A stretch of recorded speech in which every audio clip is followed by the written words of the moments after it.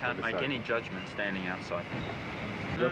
We're trying to make a practical accommodation. And you are trying to create a problem in Not this at all. situation between Iraq and the United States of America and the threat of military aggression. But we are stick on the legal interpretation of the agreement between Iraqi government and the special commission. Okay. Let me be very clear. Yes. I'm not interested in any words of aggression about America. I'm not American. I'm here as a member of the United Nations doing a job. Now, between us, we've never had this problem before. So I'd appreciate it if you don't raise it again, because that is not my job. This is about access. And we have been delayed outside this site now for 2 hours. I have no change in my position. We insist on getting the letter from you, and we shall address this problem to the party leadership.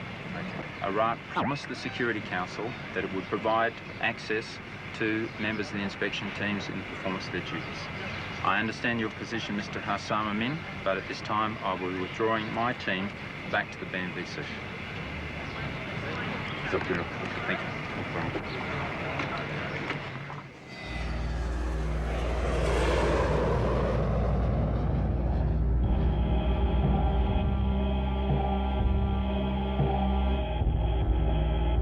Earlier today, I ordered America's armed forces to strike military and security targets in Iraq. Their mission is to attack Iraq's nuclear, chemical, and biological weapons programs and its military capacity to threaten its neighbors. The international community gave Saddam one last chance to resume cooperation with the weapons inspectors. Saddam has failed to seize the chance. And so we had to act, and act now.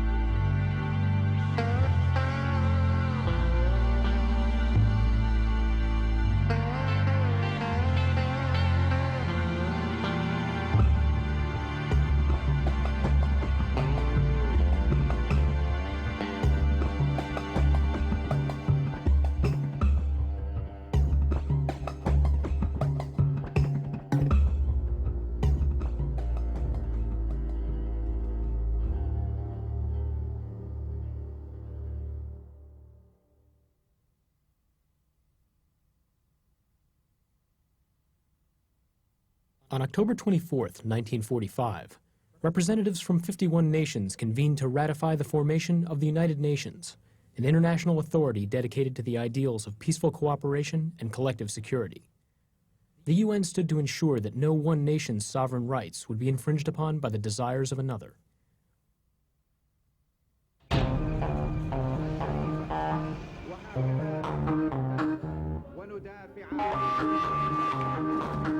In August of 1990, Saddam Hussein's Iraq invaded the sovereign nation of Kuwait.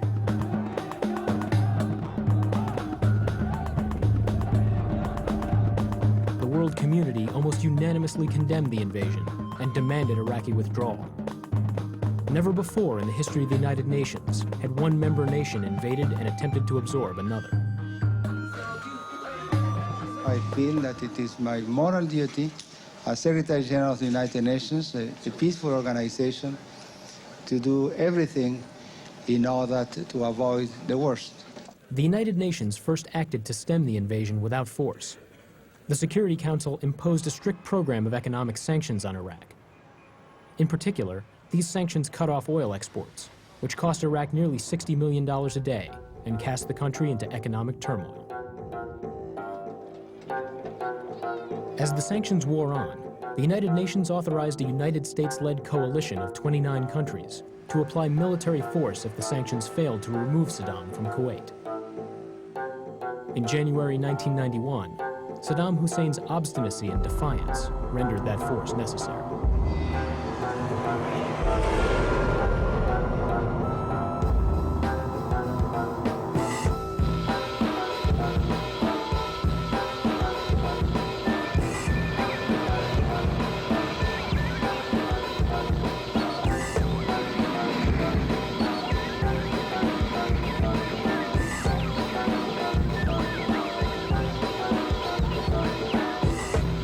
Tonight, the Kuwaiti flag once again flies above the capital of a free and sovereign nation, and the American flag flies above our embassy. The coalition successfully enforced the UN Security Council mandate. However, the UN mandate did not provide for the removal of Saddam Hussein. At the end of the war, and much to the chagrin of many in the US, Iraq legally remained a sovereign state, and Saddam's regime remained intact. The Security Council did agree that Saddam continued to pose a threat to the region, and in particular, they were concerned with his weapons of mass destruction. The Security Council passed Resolution 687. This document called for Iraq to declare fully its holdings of chemical, biological, and nuclear weapons, as well as its ballistic missiles. The resolution also called for the creation of the United Nations Special Commission, or Unscom, to verify Iraq's declarations, to oversee the destruction of these weapons, and to set up a system of long-term monitoring to guard against future reconstitution of these programs. The resolution states that once all of these criteria have been met, the Security Council will release Iraq from the stranglehold of economic sanctions. The man picked to head the Special Commission was Swedish Ambassador Rolf Ekéus, a world-class diplomat with an extensive resume in the field of disarmament. My belief that the ceasefire resolution, which contained the very simple deal, Iraq, you give up your weapons of mass destruction, and from the UN side or from the coalition side, we should allow you to get back to your oil exports. As we know, Iraq is has one of the largest reserves in the world, oil, and certainly I calculated that this was a deal Iraq couldn't refuse.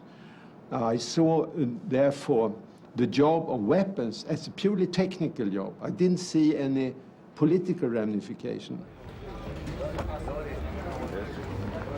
Ekéus began to assemble a team from among the most respected technical experts in the world. We were focusing upon recruiting our specialists from countries which had the knowledge of the weapons. US, obviously, United Kingdom, obviously, France, Russia, but also Germany.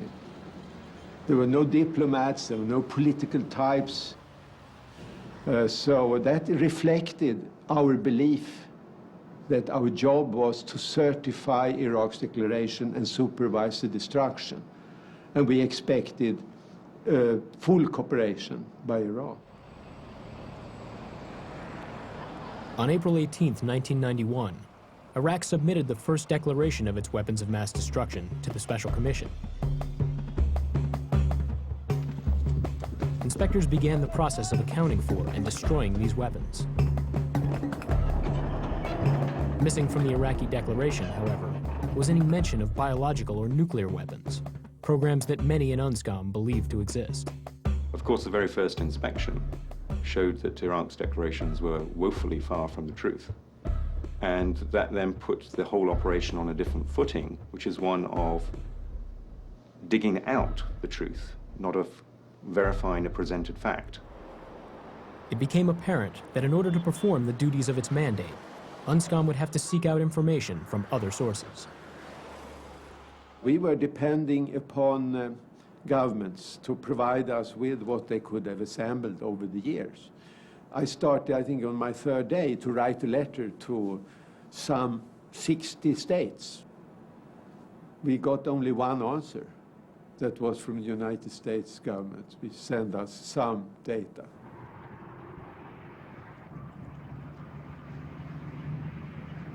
The CIA was able to provide Ekéus with a spectacular lead. An undeclared stockpile of nuclear enrichment equipment secreted away in a military barracks on the outskirts of Baghdad. Colonel, I don't want to go inside to an empty site. I want to go into a site that had the vehicles that I observed and photographed that were here at 0730 hours. The inspection team was barred from entrance. A convoy of trucks was seen to be loaded with items of crates and materials, and then leave the compound. Elements of the team chased the convoy and had shots fired across their path. So there was a fairly strong feeling that there was something there that was being hidden from the inspectors. From the day we started to get these misleading information, understood that we were misled, we also had to see to it that this problem was understood by the Council with its 5 permanent members and its 10 non-permanent members. The Security Council passed a new, more pointed resolution condemning Iraq's flagrant violation.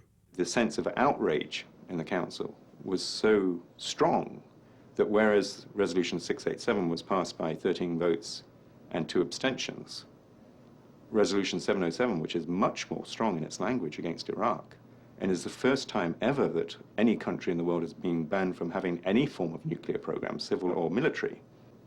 This resolution was passed unanimously, 15 votes to 0. The genesis of it was absolute outrage at the behavior of Iraq, knowledge that Iraq was lying and that there were hidden serious weapons programs there to be discovered, and Iraq's physical threat to the safety and welfare of the inspection teams that resulted in giving Unscom much clearer rights for inspection of anywhere, anytime, with any instrument, using any means, using their own aircraft, their own vehicles, and much greater prohibitions on Iraq. With new powers conferred upon it by the Security Council, Unscom and its mission would need to take on a somewhat more aggressive form. ICAES brought in Scott Ritter, a former Marine captain who had worked as a weapons inspector in Russia and as an intelligence analyst during the Gulf War. Ritter was charged with the creation of an internal intelligence gathering unit. I mean, the creation of the Information Assessment Unit, the IAU, was designed to do a couple of things. One, it was to create a cell within Unscom that was dedicated to the analysis of intelligence information. You can't ask nations to provide you with sensitive information if you don't have the wherewithal to receive it, to store it, to process it, to assess it, to use it properly. So by creating the IAU, Rolf ICAES was saying, look, we're a capable, legitimate organization. We're grown-ups, we're adults. Give us this data. 2, you achieve the kind of independence required to be a legitimate United Nations organization.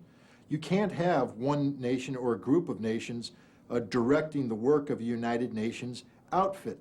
The 2 principal supporters of Unscom, the US and the UK, were violently against the creation of the Information Assessment Unit within Unscom, because they didn't want to have a duplication of the task that they saw they were doing on Unscom's behalf. Rolf ICAES understood there was no way Unscom could succeed without the active support of the French, the Chinese, the Russians, and other members of the Security Council, that this couldn't be an American-only affair. That would be the end of Unscom. Unscom could never survive if it was truly controlled by the United States. So Rolf ICAES refused to back down. He said, we'll go on without you, with or without you, but we're moving on. I think cooler heads prevailed in Washington, D.C., and the decision was taken that, no, if Rolf ICAES wants the IAU, we'll respect that and we'll work with the IAU. And so I'd say after about a month and a half of very uncomfortable relationships, the United States came on board, and you know, I think the U.S. took the position, you know, if you can't beat them, join them. Utilizing a combination of American and independent intelligence capabilities, Ritter began to further investigate the Iraqi declarations. We felt that there was a significant reason to doubt the Iraqi declaration, but we didn't have the smoking gun per se.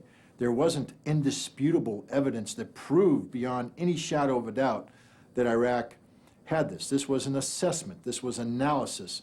This wasn't hard, factual information. Then, in January 1992, in secret briefings with Unscom, the U.S. released satellite photos that showed definitively the presence of 4 missile launchers that Iraq had not originally declared.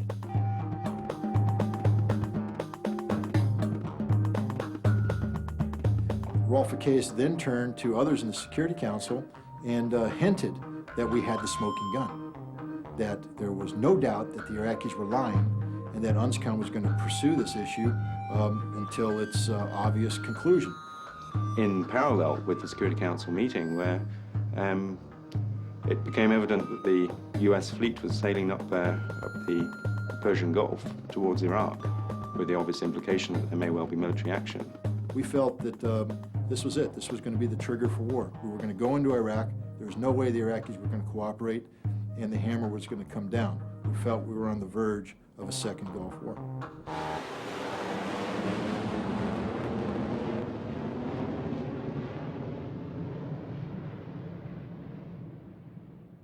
Suddenly, the Iraqi government came out with a new set of declarations, which, especially in the missile field, which differed from their first declarations.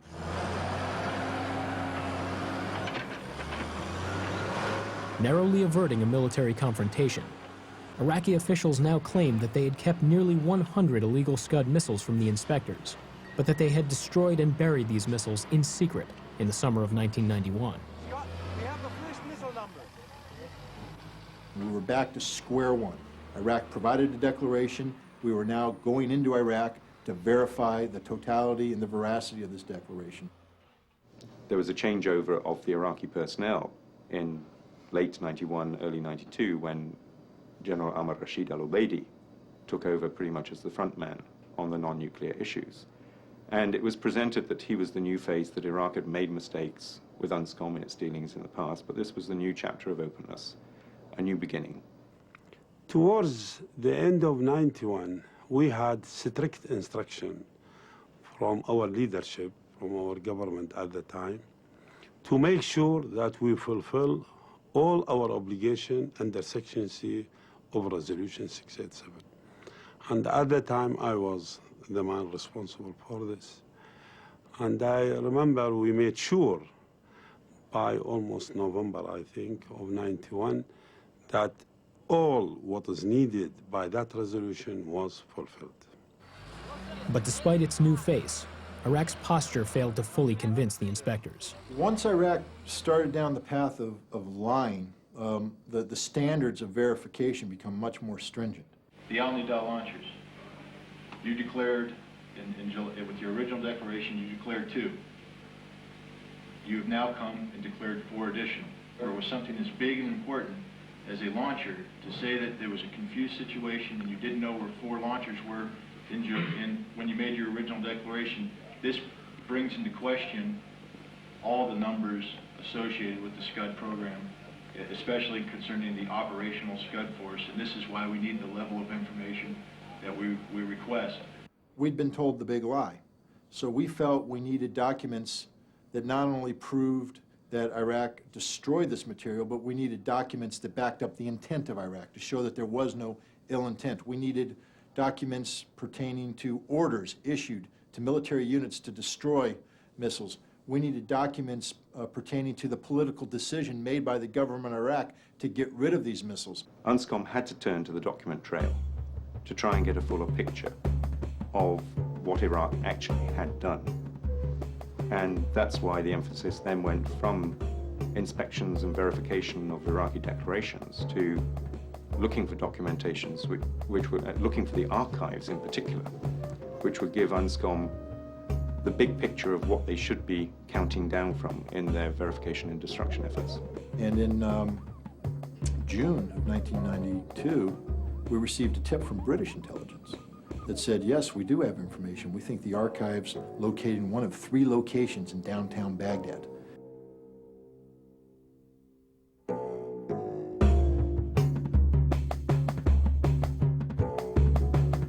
So we excitedly put together a team and went to Baghdad and launched a surprise inspection of the first of these 3 sites. And we drove up to this location, we surrounded it very aggressively, and we were moving in to inspect, and the Iraqis immediately stopped us, said, you can't come in.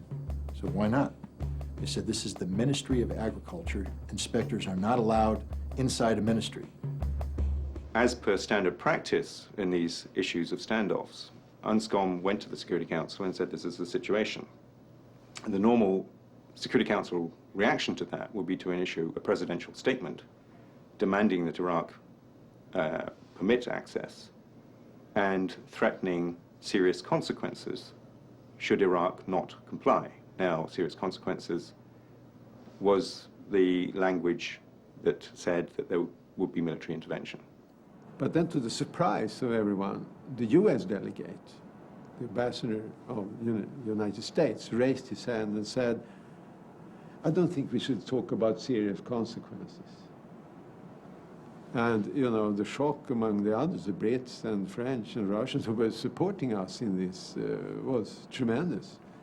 But US didn't want to have that language, and so it was taken out.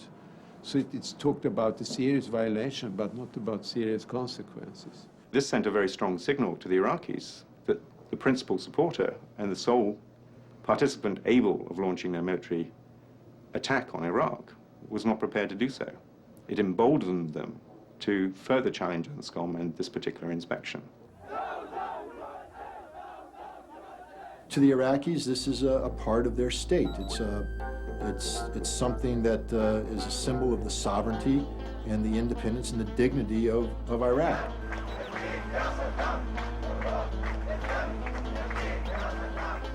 And the Iraqis felt that not only the Ministry of Agriculture, but all ministries, all symbols of state, were off limits to these inspectors.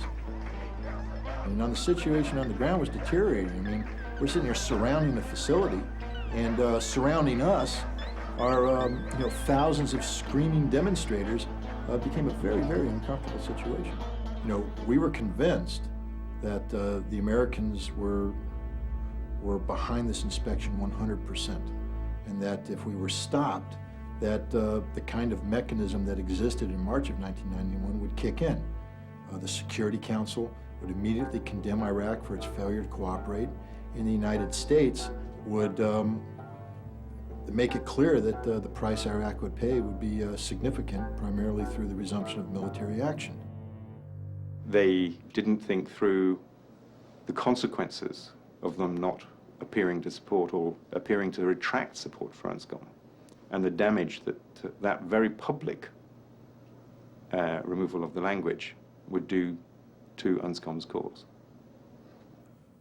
To this day, I cannot come up with a reason why the United States behaved the way it did in the summer of 1992. They knew the mission we were on. They supported the mission we were on. They provided qualified inspectors to be part of this mission. And when we succeeded, we found the archive, we surrounded the building. They did nothing. And I just have no explanation for this action. I can't think of any explanation, and none has been provided that satisfactorily explains why the U.S. failed to respond decisively.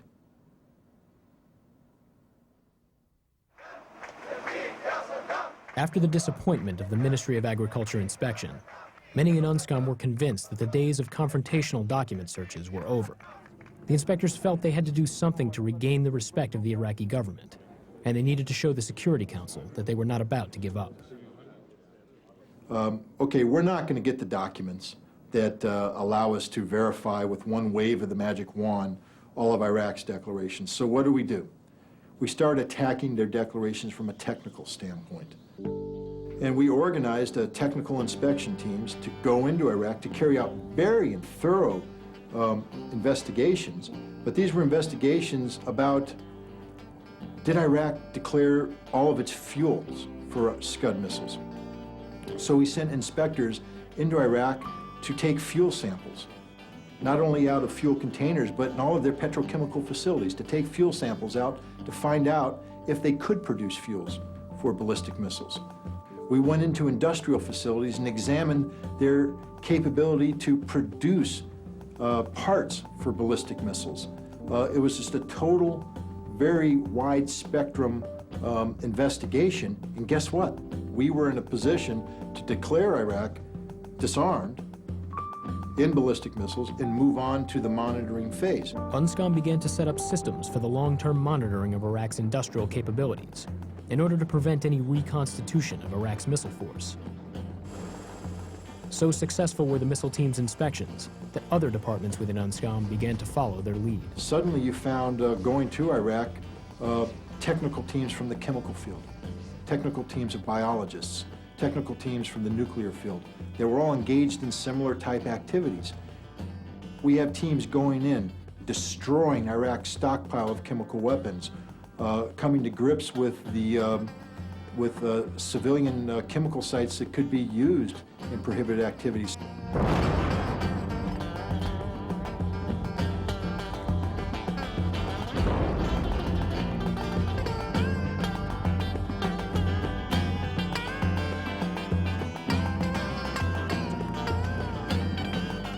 So Unscom is having success on a wide front. We're coming to closure on Iraq's weapons of mass destruction programs. It's a very exciting time to be in Unscom.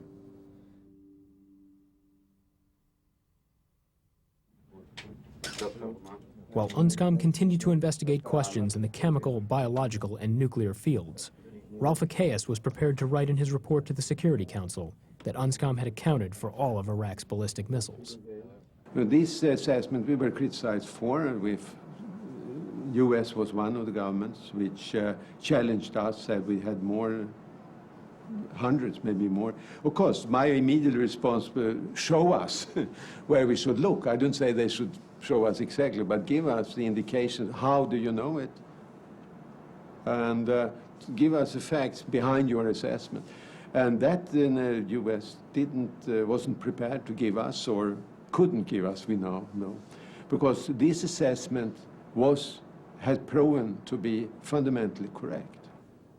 As Ralph Achaeus is preparing to write a report to the Security Council about the findings of the inspection team, the United States sends a memorandum from the CIA addressing Iraq's ballistic missile programs. The extent of the letter was that, look, we don't trust the Iraqis. They're known liars. They've lied in the past, and we have no reason to believe that they're telling the truth now. Therefore, we just disregard the entire results of your inspection team. We think it's wrong. We think it's null. We think it's void.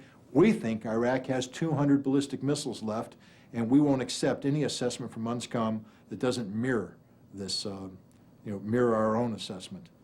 And after a series of meetings with the CIA, suddenly a briefing was provided. We have very sensitive information that says Iraq is hiding these ballistic missiles in underground facilities.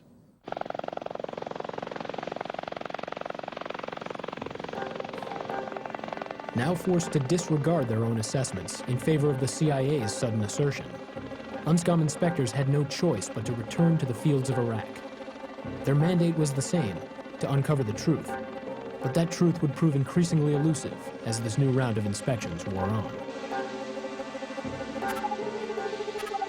Rising to meet the CIA's challenge, the Unscom inspection mechanism took on a more high-tech appearance. The familiar white UN helicopters were refitted with sophisticated ground-penetrating radar, designed to scan huge swaths of the Iraqi desert. One of two things would happen.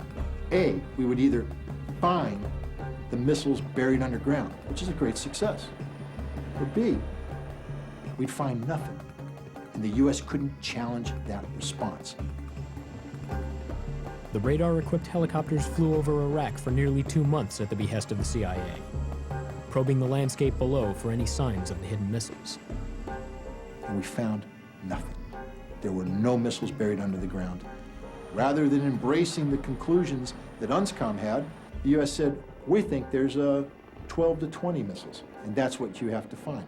We were back to square one. Very frustrating.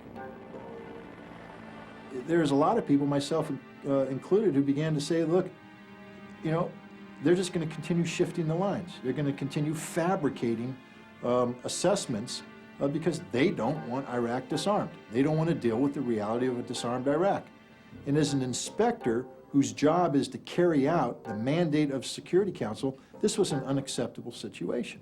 There was increasing pressure from those who were the biggest creditors of Iraq, Russia and France, that the process had gone on long enough. Unscom couldn't be expected to find any more, and therefore the sanctions should be eased. We're in a increasingly difficult situation where Russia, France, China were saying, hey, look, enough's enough.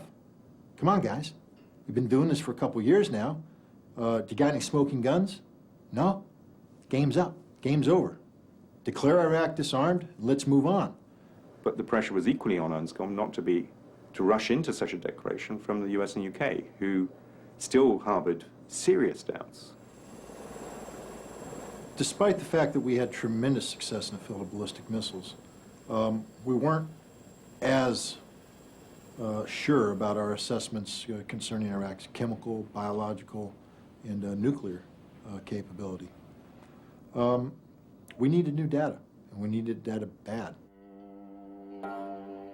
In early 1994, Israel started insinuating they were ready to help the Special Commission.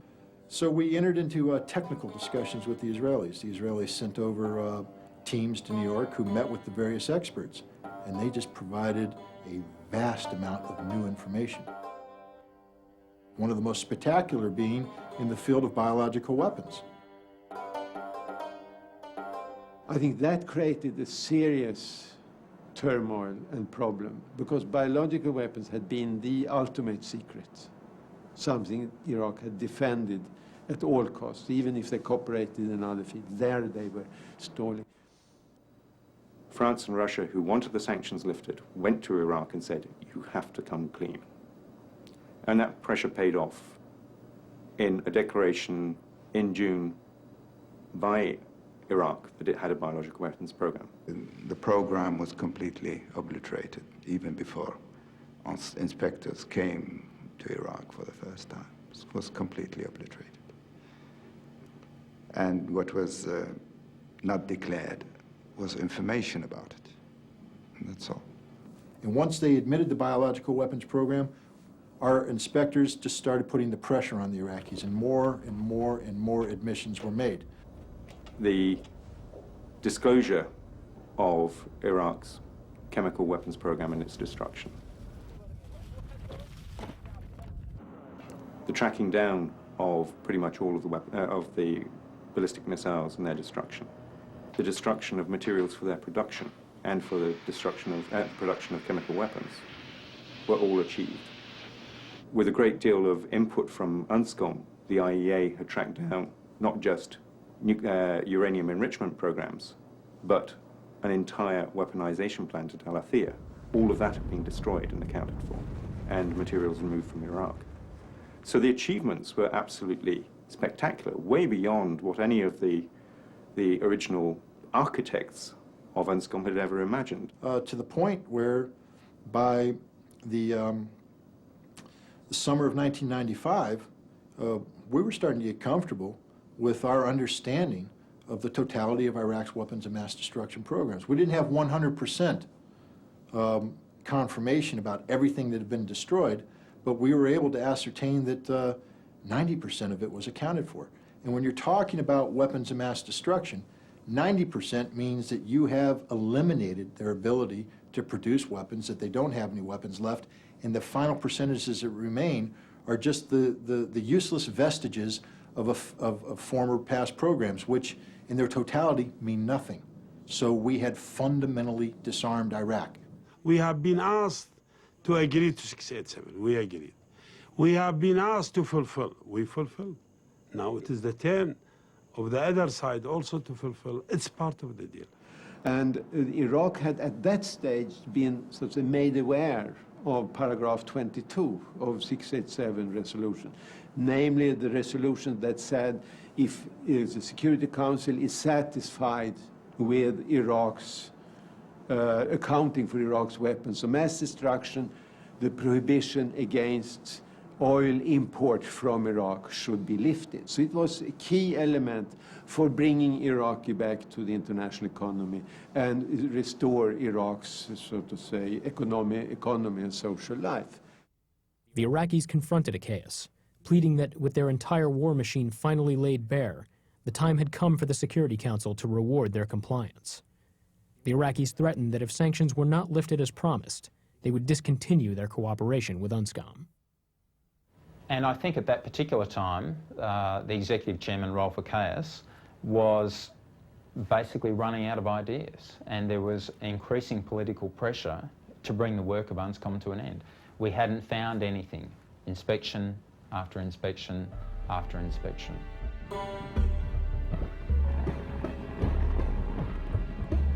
Stopped tantalizingly short of fulfilling its mandate, Unscom found itself caught between growing international outcry to lift sanctions and the dubious skepticism of the United States.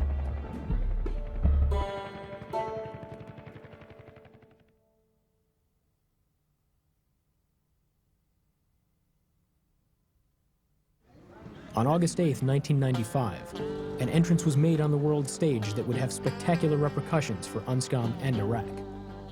General Hussein Kamal, a trusted presidential advisor and Saddam Hussein's own son-in-law, defected to the West. Kamal had been the man in charge of building Iraq's arsenal of weapons of mass destruction. Besides Saddam himself, no man alive knew more about the secrets of Iraq's weapons. And Iraq contacted me immediately after the defection, if I may call it, and said, you must come to Baghdad. And if you go first and talk to this Hussein Kamal, we will see it as an unfriendly act. So come first to us. Icaius traveled to Iraq, where he was escorted to Hussein Kamal's chicken farm located on the outskirts of Baghdad. And lo and behold, when they open up the chicken farm, they find boxes and crates full of documents. It's the archive, the hidden archive, the one Unscom had been searching for since the summer of 1992. The data Unscom needed to confirm its findings or to challenge Iraq's statements was there laid before the Special Commission. It soon became clear to us that, that as we waded through these millions of pages of documents, there was no more smoking gun, that Iraq was probably fully disarmed. As the inspectors continued to check the Iraqi declarations against the information contained in the archive, Ralph Icaius and his team traveled to Amman and met with the defector Hussein Kamal. Kamal corroborated what Unscom had found during its technical inspections, that Iraq had, indeed, destroyed all of its prohibited weapons.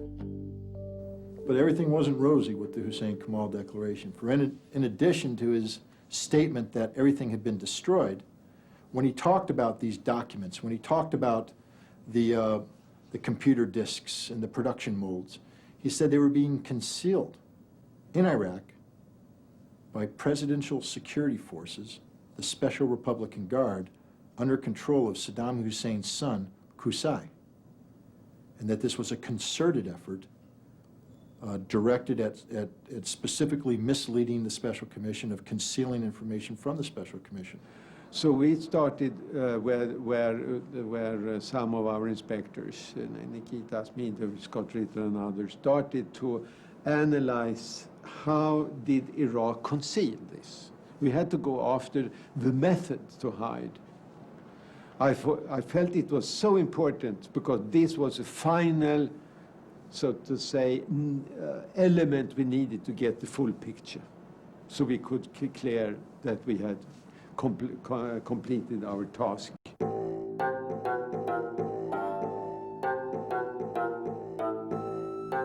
The search for Iraqi concealment led inspectors into the heart of Baghdad and often to the very doorstep of the Iraqi leadership. We're being prevented from taking the video still. There are armed guards outside this facility. Please, I told you one thing. From the very beginning of these new inspections, Unscom found itself in one confrontation after another. The Iraqis began denying access, claiming that these were sensitive sites and were therefore off limits to the inspectors. The early series of inspections, we were quite often stopped at one side of the wall, which we couldn't see over, at gunpoint, knowing probably full well on the other side of the wall was the information that we wanted to get to. And we were that close. It was so close, you could almost smell it. Why should they go to the security sites? The Republican Guard is the military power which preserves security in the country and which is used to defend the sovereignty of the country. Why should they enter those sites? Settle down. Settle down. No, you do not touch my inspector. The inspectors, referring back to Resolution 687, claimed that they were well within their rights to inspect any site at any time. Suddenly, Iraq and Unscom found themselves again on the brink of an international incident. Naturally, we are very concerned to hear that Ambassador Icaius and his team have not been able to gain access to a site to the west of Baghdad today, and indeed have met with a flat refusal, which he described as a new dimension.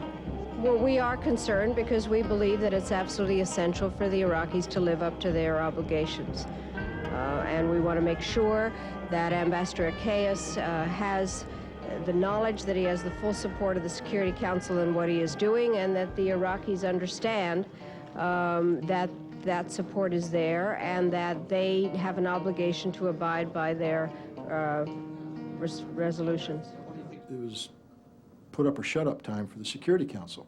We had come to these sites, we had told the Security Council that we were carrying out this investigation, they had approved this investigation, and we told the Iraqis that if we withdraw, there will be serious consequences. The Iraqis said, we don't care, you're not coming in. So we did withdraw. But instead of delivering the serious consequences promised by the inspectors, the Security Council sent Rolf Ekéus to attempt a diplomatic solution. The U.S. had been anxious to enforce the warnings of the inspectors, but they were uncertain of how this action would be perceived by the international community. For whatever reason, the U.S. felt that they didn't have enough justification for this military action based upon the results of the inspection alone, that they needed to give it one more effort. They needed one more piece to complete this puzzle of Iraqi noncompliance, that they would send in Rolf Ekéus, that he, of course, would be rejected by the Iraqis, and then when he left, the U.S. now had a green light to bomb. Much to the chagrin of the U.S., Ekéus was not turned away by Iraq. Seeking a diplomatic solution, Ekéus joined Tariq Aziz in authoring the modalities for sensitive site inspections. Under these modalities, the Iraqis, in declaring a site sensitive, would be able to limit an inspection team to 4 inspectors and could negotiate the manner in which they inspected the site. However, Iraq could not declare a site sensitive until the team arrived to make its inspection, thereby preventing Iraq from altering the site or removing material while the team was en route. Iraq had a point, because if it was so that the teams were coming into the vicinity of the president of the country, for instance, any country careful of its sovereignty couldn't accept that.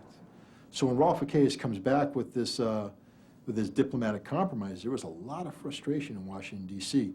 They felt that Rolf Ekéus had betrayed them, had sold them out, had sold out Unscom, and many people in Washington, D.C. Lost faith in Unscom at that point in time. They felt that Unscom was no longer a viable inspection organization. Here you've got Security Council Resolution 687, which is probably the most hard-line resolution ever imparted to a weapons inspection regime. And then you've given it all away in one quick breath. Clearly, it seemed like a good political compromise at the time, but some of the sites that we had to inspect were massive, and you could quite easily be inspecting one building with 4 people, and you could never do the job efficiently or effectively. The inspectors soon found that the new modalities for the inspection of sensitive sites played almost solely to the advantage of Iraq. Inspectors were repeatedly delayed in their efforts to gain access to inspection sites. You're violating the modalities. I'm informing you that you are in violation of the modalities and in violation of Security Council resolution. You are not providing this with immediate access to this site per the agreement. But it's a delay. It's a delay. The Security Council resolutions call for immediate and unrestricted access. We're being denied access at this moment. A lot of us had our doubts about whether there was really something being hidden here. But now we were convinced. We didn't have a smoking gun, but there's no way you could explain the way the Iraqis were behaving. They had to be hiding something, and we were very frustrated because we felt there was no way we were going to find this hidden material under the existing rules and regulations. Unless we came up with a new way of doing business, we might as well just give up this game, that it's a go-nowhere proposition. One of the things that we had as a resource was access to defectors from Iraq. We had a growing number of defectors whose information was being made available. And this is sort of a frustrating circumstance for us because we had this great information about sites in Iraq where stuff could be hidden. But we knew if we went to these sites, we'd be stopped. Why not use this Iraqi obstruction against them? We'd move towards a site and the Iraqis would stop us. They're stopping us for a reason. And that reason has to be they're hiding something, they're evacuating something, they're moving it out. So we put a U-2 aircraft overhead. It takes photographs detecting this evacuation.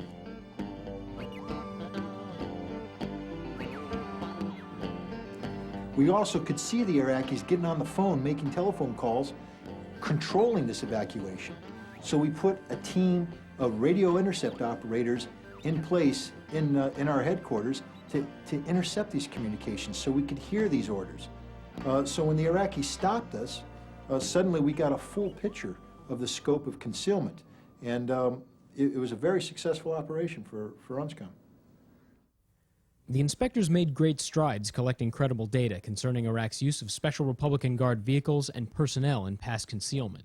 But this only served to heighten their suspicions and began to raise more questions than answers. But having headed down this path of investigating concealment, all we succeeded in doing was raising the suspicion of many inspectors, myself included, and also the United States and Great Britain and Israel, that Iraq was indeed hiding something. We couldn't quantify what they were hiding, but they were hiding something. This, of course, was in direct contrast to the technical results that the inspectors were bringing in from the evaluation of Iraq's the chicken farm documentation, from our own technical evaluation of Iraqi declarations, which said we've probably come to the end in terms of Iraq's weapons of mass destruction programs. So I felt that Unscom was in excellent shape. I felt we were moving into the monitoring, the quiet, professional, systematic controlling of Iraq's capabilities. Its tasks were very clearly defined. We had the modalities in place which assured us the necessity. It was very clear if we were blocked. So we had a clear situation, and it was a matter of I would say, winding down the concealment process, because I understood, and I think the team working with the concealments of, say, inspections, understood that there was, what we could achieve was to map out the methods, but we could never expect that we would be, so to say, catching the little what remains. It had to be for Iraq to voluntarily hand it over under the pressure of the inspection regime. This is a very frustrating thing for Rolf Ekéus. He couldn't give Iraq a clean bill of health because of the existence of concealment, or the concealment mechanism, the reality that something was out there, and he didn't see any way to end this concealment investigation, having started it. I think he realized that he was in a lose-lose situation, and that the best thing he could do for himself personally was to leave Unscom and turn the reins over to somebody new who might have a better luck. The Secretary General has accepted with regret the resignation of Rolf Ekéus from the post of Executive Chairman of the United Nations Special Commission. There is an element of disappointment that the agenda I set out for the Commission and my team and myself, that was to reach a situation where Security Council could decide to lift the oil embargo and start to relieve the sanctions against Iraq. It is maybe a professional disappointment, but I don't think that is the big deal. It is a big deal is, I think, that the Iraqi people is still a victim of a policy which makes it impossible for the Commission to reach a full clearing out of all the prohibited items in Iraq. Rolf Ekéus, professionally speaking, he's a very qualified person, but Rolf Ekéus did what the Americans wanted him to do, to stretch out the whole business for more than 5 years. And when he realized that he cannot doing it any more convincingly, he withdrew. If he was an honest United Nations official, he should have, before his resignation, told the truth. Wrote a report to the Security Council. I have done this. If he had anything in his mind remaining, he would have said it in precise terms. What he did, he withdrew, left the scene ambiguous, And then came Richard Butler to play the game, as if he was starting from the beginning. Richard Butler, the man chosen to fill the role as Unscom's new executive chairman, was a veteran Australian diplomat with extensive credentials in the field of arms control. Since this process, mandated by the Security Council to work with Iraq to get rid of its weapons of mass destruction, started. That was almost, well, no, 6 years ago. In my definite view, that time has been too long, and we must try to find a way to complete the job that the Security Council has legally mandated, and that's the approach that I'll be taking when I meet with Tariq Aziz, the Deputy Prime Minister of Iraq, on Wednesday morning. He said that I'm going to use scientific means, not forensic means, in conducting my job. I said, okay, we welcome that. But by September, I think he realized that, you know, the people had pretty much run the course in terms of the technical data, that we weren't going to get any more new information, and that you had to deal with the issue of concealment. Barely 1 month after taking office, Butler signed off on the creation of a new inspection entity, the Capable Site Concealment Investigations Team, or CISIs. The CISI team would outwardly confront presidential security organizations in order to stimulate concealment activity, and then listen in on the communications of senior Iraqi officials as they directed this concealment. Hidden in the back of the CISI team vehicle was a covert communications intercept system, a network of 10 radio receivers, each specifically tuned to a unique frequency that monitored presidential communications. The receivers were linked with digital tape recorders hidden in the inspectors' personal backpacks, transforming the inspectors themselves into walking recording devices. The CSCI team was carrying out one of the most sensitive and controversial programs ever undertaken in the history of Unscom: the interception and exploitation of communications involving Saddam Hussein and his closest advisors. The team was instructed by Executive Chairman Richard Butler to pursue a new intelligence tip: the existence of a secret biological unit inside the Special Security Organization, known as Sheen 7.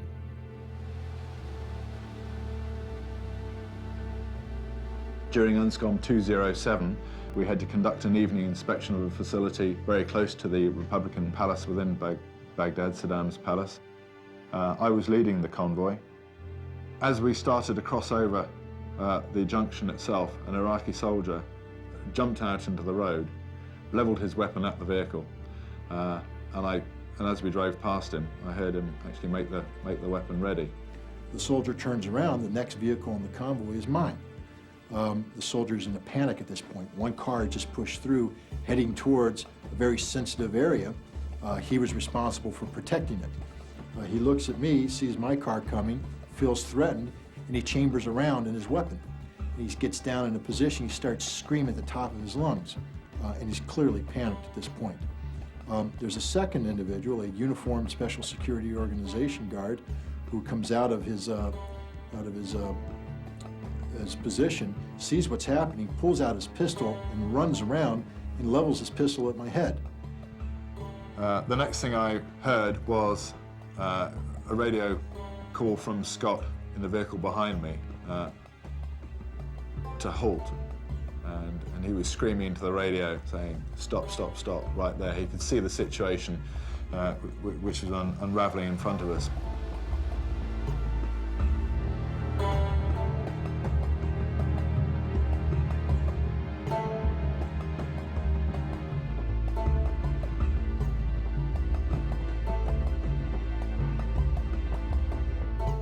We knew we were in an extremely tense situation. Lots of people shouting, lots of soldiers running around. The next thing I was told was to reverse out of that situation very slowly, which we proceeded to do. And I reversed back level with Scott's vehicle. My next orders over the radio To me, it was stay where you are, do not move, and there were orders to the rest of the convoy as well that everyone was to stay in their vehicles, no one to make any move to get out of the vehicles. And there was some very, very tense moments, and no one really knew what was going to happen next, what the reaction of the Iraqi Secret Service, or wrong, the Iraqi military was going to be.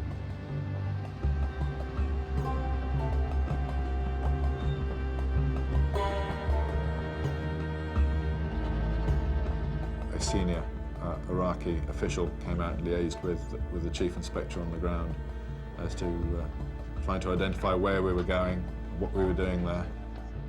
What is the problem? No problem. Where do you want to go? Down this road? No, this is a personal. How do you dare to ask to enter? The Security Council resolution allows us to inspect the site every day. My dear, this is a palace. You know it is out of bounds for us. Ritter and his inspectors had been stopped tantalizingly close to their target. Although not technically a presidential building, the Al Hayat building was in a presidential area, adjacent to a presidential palace, and as such was deemed off-limits to Unscom. And Amr Rashid looked at me and he said, "Mark my words, you are making a fatal mistake. This will be the death of Unscom. Your insistence to try and inspect this facility is the end of Unscom. Mark my words."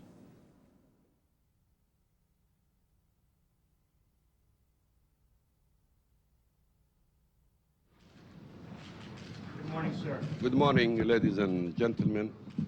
I called on the Secretary General of the United Nations this morning, and I informed him of the decision which was taken by the leadership in Iraq. The decision is the following. First, the expulsion of the remaining American individuals who are working with Unscom. Secondly, and most importantly, is that Iraq is ready. Iraq is ready to continue its cooperation with Unscom. Unscom could perform fully its duties inside Iraq with the personnel it has, with any other personnel the executive chairman decides to send, except the Americans. It's our view that Iraq cannot pick and choose inspectors. It is our view that, once again, Iraq is violating UN Security Council resolutions, that it cannot politicize Unscom. They want to spy on us. They want to report to the United States about what Iraq has and what are Iraq's military capabilities, which has nothing to do with the weapons of mass destruction.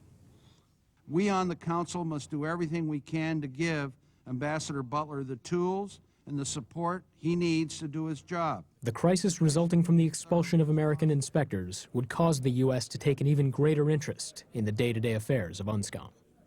Iraq must let the weapons inspectors get back to their vital work of preventing Iraq from building nuclear, chemical, or biological weapons. And it must permit those inspections to proceed without interference or conditions. Madeleine Albright worked very closely with Yevgeny Primakov, the Prime Minister of Russia, on how to resolve this situation. And the Russians, of course, have very close links with the Iraqi government. Primakov struck a deal in which he convinced the Iraqis to allow the inspectors back into Iraq to include Americans and let them get on with their work. But Primakov promised the Iraqis that he would work very hard to push Unscom towards a resolution.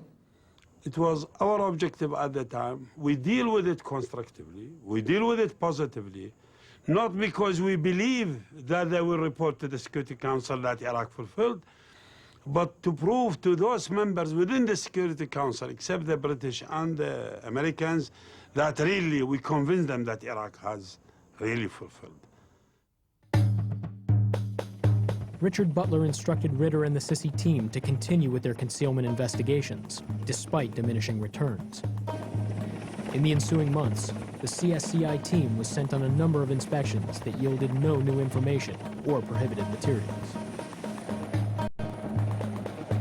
One assignment, typical of those suggested by the CIA at the time, sent inspectors to a so-called high-priority target in western Iraq. When inspectors arrived, they were greeted by nothing more than a collection of empty trenches dug into the desert sands.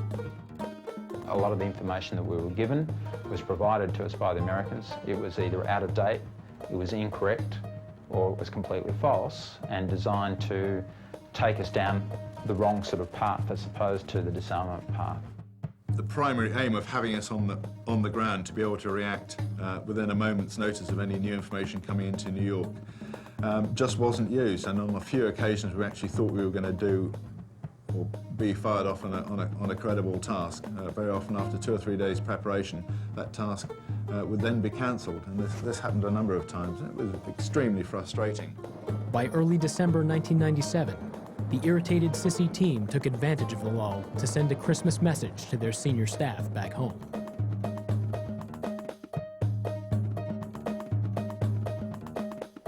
A frustrated Scott Ritter convinced Richard Butler to allow his team to put together a list of credible sites for a new set of inspections. There was a dinner, Richard Butler, myself, Charles Dolfer, Chris Cobb-Smith, in which I once again briefed Richard Butler on the sites that we were going to be inspecting, some very controversial sites related to presidential security. And Butler was concerned. He understood the disarmament reasons for these sites, but he was still holding back. He felt that he didn't have the political backing to carry out these inspections. In the middle of my briefing, the phone call comes in for Charles Dolfer, and it's from Sandy Berger, the National Security Advisor of the United States. It says the United States has reviewed the proposed targets, and we give you the green light to send the team in. Butler hears this, signs off on all the mission statements, and here we are, launched on what was supposed to be a United Nations inspection, but now we've got the United States calling the shots, not Unscom. And the reason why they're calling the shots aren't to further disarmament, but rather to set up confrontation that can be used as a trigger for military action. Good morning. Good morning, Senator. Rather than letting the inspection run its course and allowing the inspectors to create a confrontation over the issue of access, that is, to have an inspection team try to get into a facility and be stopped by the Iraqis said, the hell with it. We know what you're trying to do. We're just not going to cooperate with you at all. You can't even leave your facility. You're going to be parked out in front of your headquarters, and we're just not going to come out and deal with you. We're going to ignore you. It's now 9:19, and no personnel from the National Monitoring Directorate have shown up. Therefore, once again, I'm compelled to postpone the inspection. Further undermining U.S. attempts to cause confrontation, the Iraqis focused the crisis on the American inspectors, and in particular, on Scott Ritter.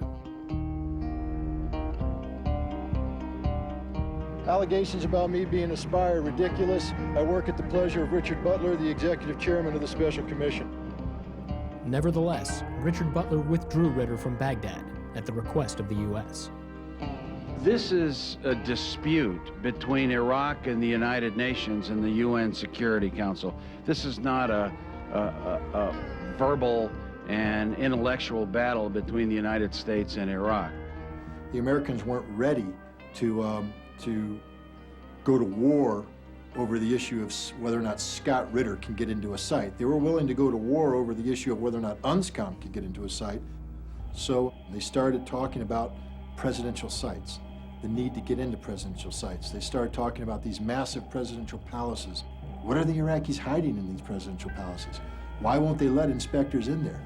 Maybe there's something there. So Unscom must be allowed to inspect presidential sites. That became the whole focus of our effort from that point on. Pushed by the United States to intervene, the Secretary General Kofi Annan traveled to Baghdad, where he met with Saddam Hussein and brokered an agreement designed to bring an end to the crisis. I have concluded an agreement with the government of Iraq on the issue of the United Nations weapons inspections. Unscom never wanted to inspect these presidential sites. I don't believe anyone in Unscom actually believed there were going to be weapons of mass destruction hidden in any of these compounds. But Unscom were driven to exercise their right to go anywhere and inspect anything, and therefore the decision was made to drop a list of a certain number of presidential sites, which then an international team of UN monitors or inspectors would then go in and examine these facilities. The United States immediately, having encouraged Kofi Annan to go to Iraq and to strike this deal, now is pushing Unscom to challenge this agreement. There's a certain sense of exasperation with Saddam Hussein's recalcitrance, and if he doesn't follow through this time, I think that it's very clear there'll be very serious consequences. And so I was told to draft up a plan, and I did. I drafted up a plan for the resumption of inspections. We took it to the White House. We went to the Situation Room in the White House and we briefed the senior national security team of the United States on our plan. They accepted it, but they wanted one site added, the Ministry of Defense. The Ministry of Defense was a site that many inspectors in Unscom had wanted to pursue for years. However, both Rolf Ekéus and Richard Butler had deemed the site far too inflammatory and were never convinced that there was enough evidence to risk a crisis. Butler and Ritter were summoned to Ambassador Bill Richardson's office in the U.S. mission. It's myself, Richardson, Butler, Dulfer, and the Deputy U.S. Ambassador. Butler gets up, walks over to a chalkboard, and draws a line down the middle. He writes inspection timeline, U.S. action. He draws down the dates, and he circles a date. And he turns to me and he goes, "You got to provoke a confrontation by this date so the U.S. can bomb by this date." And I went, "What do you mean, provoke a confrontation?" You have to do the Ministry of Defense here because the U.S., after you do that, has to start bombing. And they only have 5 days to bomb. And they have to finish the bombing by this date because it's Ramadan. It's amazing. You have a United Nations official, the executive chairman of the Special Commission, sitting there telling his chief inspector to go to Iraq, provoke a confrontation so that the United States can bomb without the authority of the Security Council. It will be purely a unilateral bombing mission by the United States. It was ridiculous. But I went ahead and carried out the inspection because that's my job. I'm a weapons inspector. I was chief inspector, and I was told to go into Iraq and do a mission. But I guarantee you the mission I was going to do was going to be conducted within the framework of the mandate given to me by the Security Council, not the unilateral instructions of the United States, even if those instructions came through the person of Richard Butler. They sent Mr. Scott Ritter, they instructed Mr. Scott Ritter to inspect the Ministry of Defense. And the intention was that Iraq will definitely not allow the team to inspect. We show up at the gates and the Iraqis say, "You can't come in. It's too sensitive." This is the ultimate symbol of sovereignty. Amr Rashid shows up on site. I talk with Amr Rashid. He understands that they have to let us in. I made that point very clear. Iraq understood from experience that this is a politically motivated inspection. It has nothing to do with documentation. It has nothing to do with proving that Iraq has fulfilled or not fulfilled. It's purely to undermine the MOU between Iraq and the Secretary General. So Iraq, and I was representing the government of Iraq on the side, agreed to conditions which are very harmful to Iraq's sovereignty, but we agreed to prove to the whole public opinion, whole world, that Iraq has nothing to hide. So we asked Mr. Scott Ritter and his team to enter the Ministry of Defense. And we spent many hours inspecting the facility of the Ministry of Defense with substantially more than the 4 inspectors laid down in the modalities. But there was nothing in there. It didn't matter what kind of orders they gave me to precipitate a conflict. As long as I did my job, I'm safe. And I felt that there was still a job to be done, that there was still room for me to maneuver. It was becoming increasingly difficult.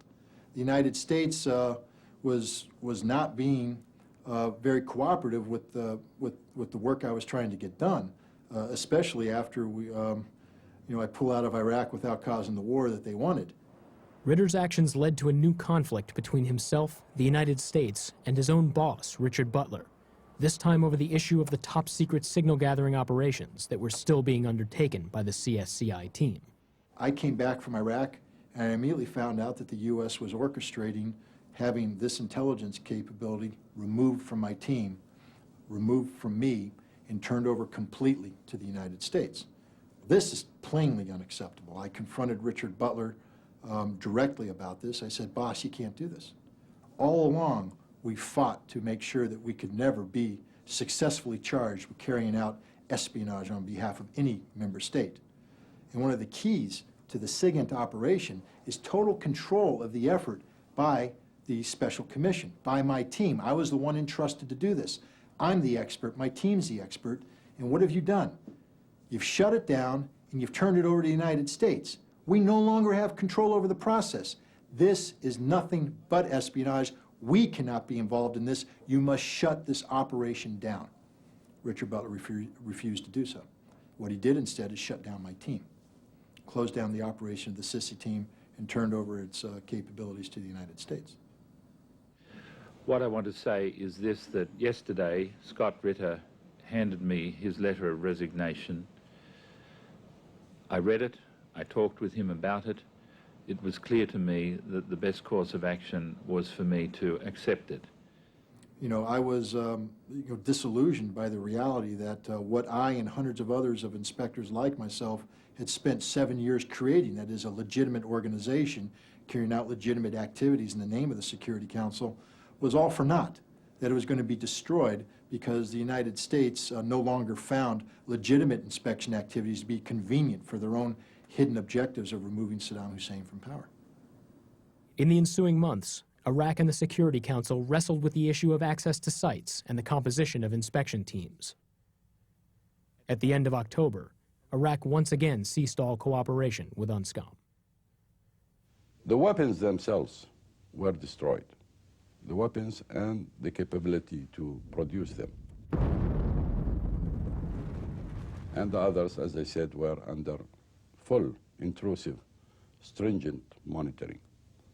During the whole years of 1991, 2, 3, 4, 5, 6, and 8, 7 and 8, the Security Council didn't take any step towards easing the sanctions. It was the United States which refused any step to be taken in that direction. For these long years of cooperation between Iraq and UN, between Iraq and Unscom, a lot have been done in order to destroy, to dismantle the new Iraqi programs of weapons of mass destruction. And unfortunately, there have been no real positive moves from the Security Council, from the UN to recognize these achievements. It was so obvious to everybody, this is a game, a political game. It has no grounds to the resolution 687. So Iraq started to gain momentum politically, and it proved to everybody that Iraq has fulfilled. And now it is the turn of the Americans in the Security Council to admit that Iraq has fulfilled its obligation. Iraq does know what needs to be done. We've given them the list of remaining disarmament requirements. They can do this the legal and orthodox way by cooperating with us, or it seems that there'll be big trouble. Once again, under the threat of U.S. military aggression, Saddam reluctantly agreed to let Unscom continue its work. Richard Butler chose Roger Hill to lead the next inspection, Unscom 258. I think that going into it, I had a sense, even though it was unsaid, that if Iraq did not comply with the requirements of the Special Commission to allow us access into certain areas, then the consequences would be quite severe. And I think that the US had made that position eminently clear to Iraq prior to the inspection taking place. When I found out Roger was coming to New York to prepare to go in, I went out to dinner with him, and we had a long discussion about what he was getting involved in, and I cautioned him. I said, Roger, you know, you've been part of Unscom since 1991. You and I both know that we fought long and hard to preserve the independent character of Unscom. Be careful, friend. I think you're being used. I think your inspection team is a setup. I think are going to be used to precipitate a military conflict with Iraq. Iraq's position is that the ACAS modalities you were talking about in terms of sensitive site are being enforced because clearly that... Without consulting the Security Council, Richard Butler informed Roger Hill that the ACAS modalities for sensitive sites were not to apply during Unscom 258. As far as the Executive Chairman is concerned, those modalities are not enforced at the moment. I think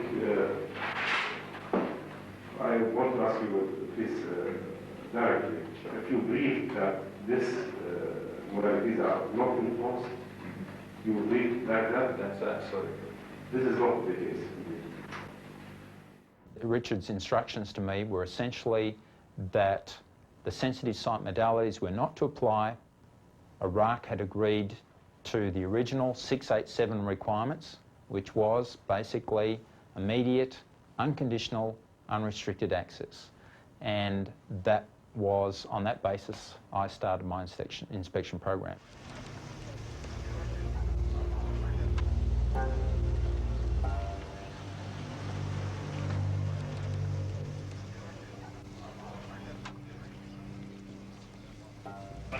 Well, you understand our position on sensitive site inspection. I asked you, and you understand our position. Yes. Okay. We think that the modalities for inspecting sensitive sites are still valid. Okay. And there are some modifications which Mr. Butler asked for, and it was agreed upon. For example, the number of inspectors could be increased more than 4. Okay. My understanding. And if there is a necessity for any measures, it could be discussed between both sides.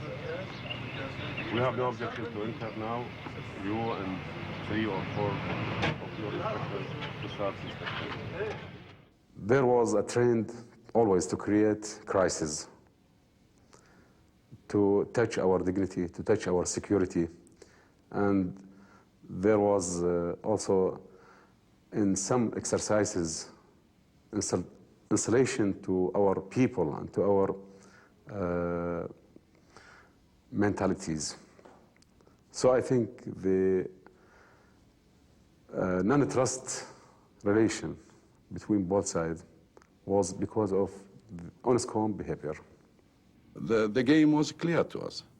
It's a pretext used in order to continue the situation without any final settlement to it. Your position is that sensitive site modalities are enforced. My position at the moment, the instructions are given to me, is that that's not the case. Now, in order to get on with my work for today, what I want to do is go in, have a look around, and maybe we used this term the other day, be flexible about this site so that we can get the job done.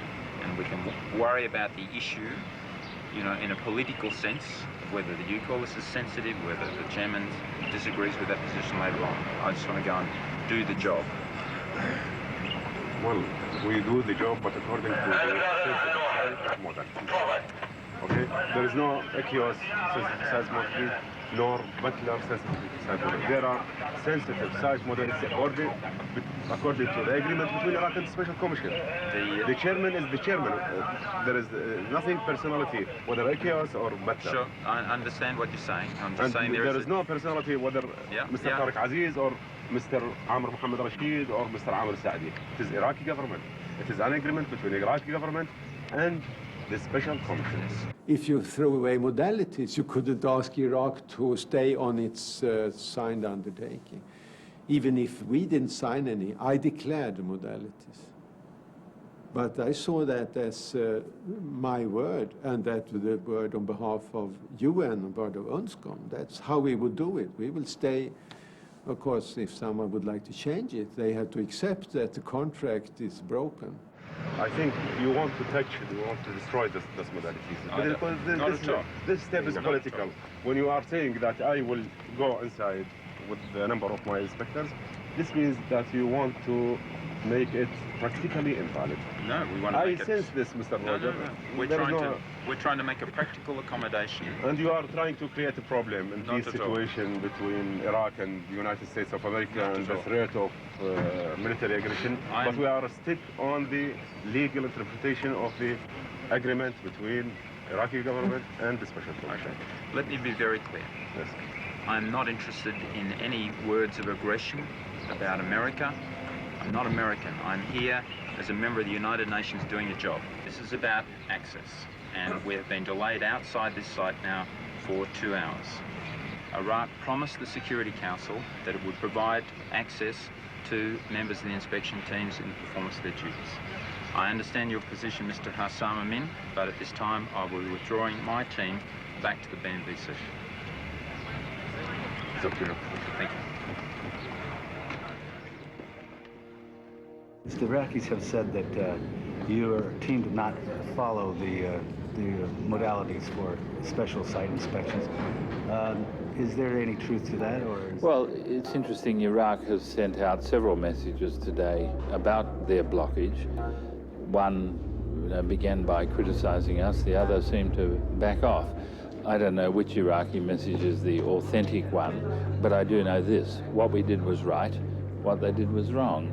And as I said, I'll wrap all that up in my report to the Security Council, the Secretary General of the Security Council next week.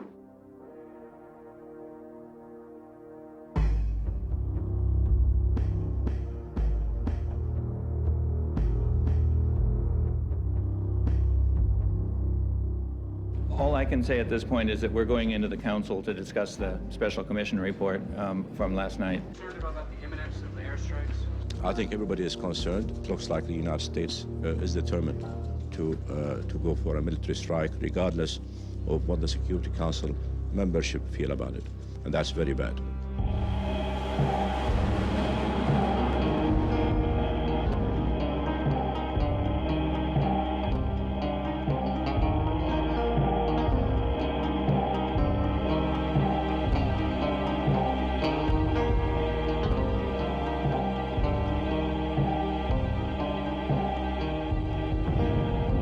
China is strongly opposed to any act of power politics that unilaterally resorts to the use or threat of the use of force in international relations while circumventing the Council.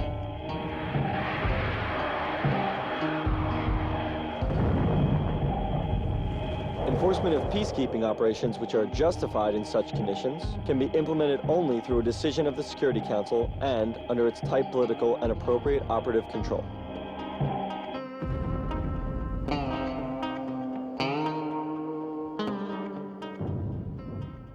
I have heard that there have been suggestions, including amongst some of you, that the timing of this report and the purpose of this report was in some way structured to suit United States purposes. That is utterly wrong.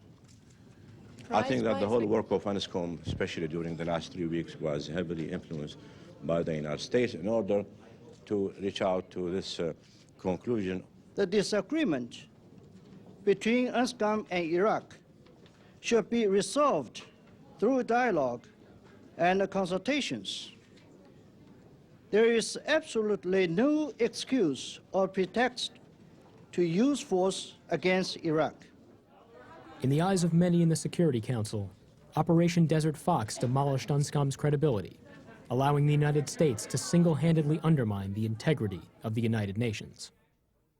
Richard Butler found himself increasingly isolated and resigned in June of 1999. Neither he nor the Unscom inspectors would ever again return to Iraq.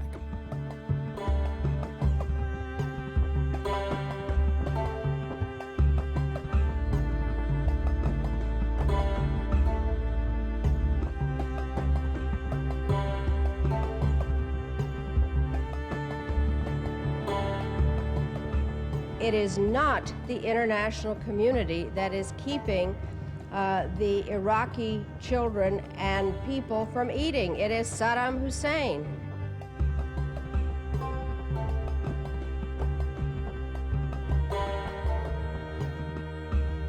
Personally, I don't want to be pessimistic, but this is the reality.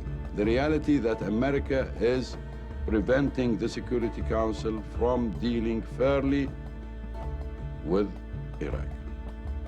You do not punish people.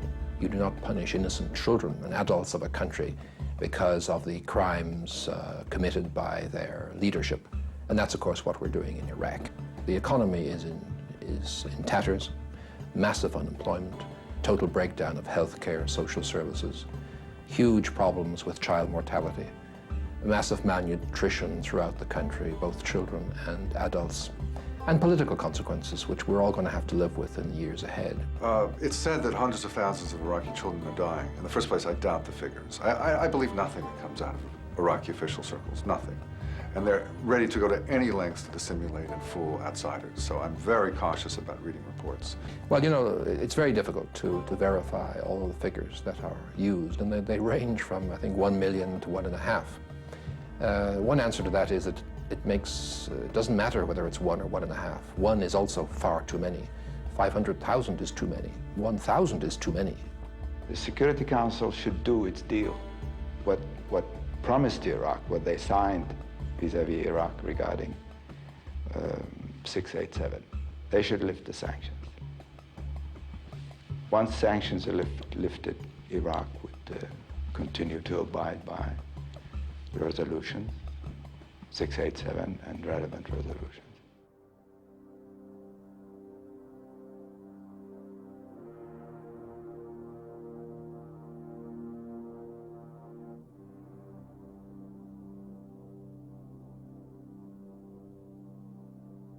We have now filled all the managerial positions and a good deal of the other positions. We have run one training course for those we have recruited in the summer, and we are now going to start a second training course for inspectors, which covers not only discipline-specific things in the field of biology and in chemistry, etc., but also culture of Iraq, the history of Iraq, the resolutions, etc., so that our staff will have a good background when they get to work.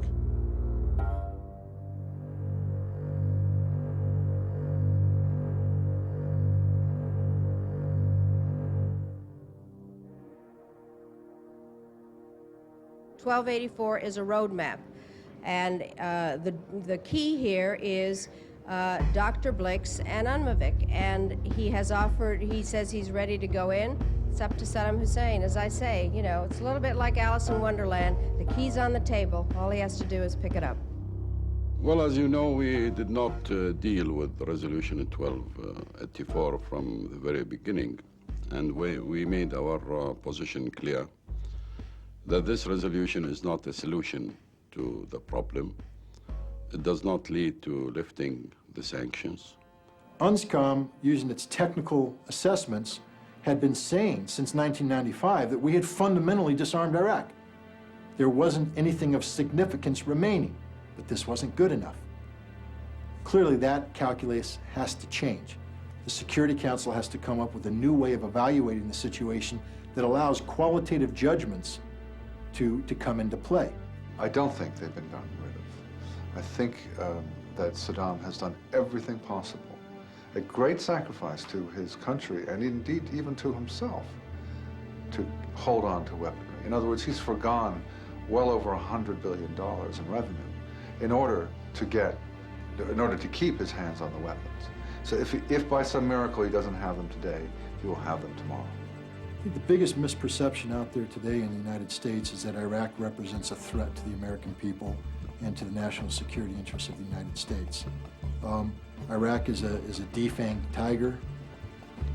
It's a nation that has a devastated economy. It's a nation that has virtually no meaningful military capacity.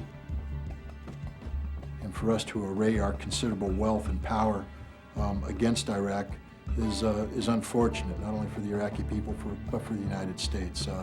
There's much better things we could be doing with our money and our time, besides pursuing a brutal dictator to the point of debasing our own moral and intellectual values.